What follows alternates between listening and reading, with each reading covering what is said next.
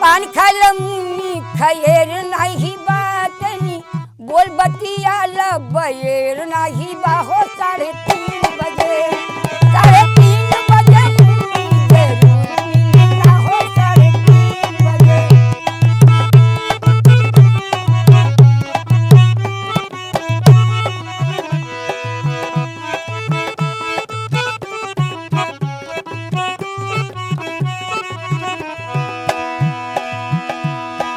कच्ची कसैली में रस नाही बाहो राजा तोरी जवानी में जोश नाही बा 3:30 बजे जरूर मिलना हो 3:30।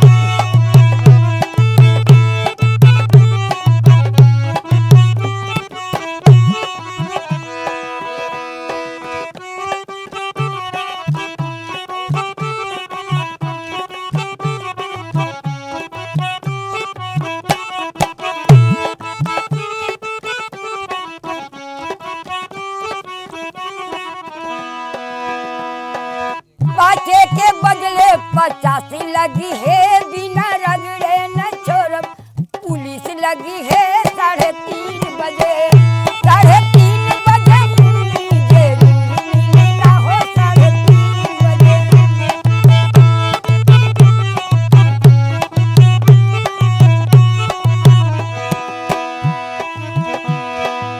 कच्ची कसैली में रस नाही बाहो राजा तोरी जवानी में जोश नाही बा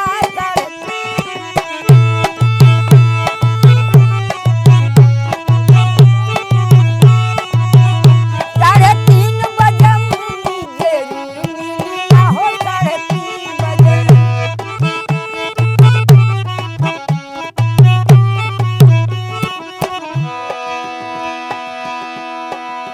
गाड़ी के हंडी घुमत नहीं बाडे बरवा वो साला सुनत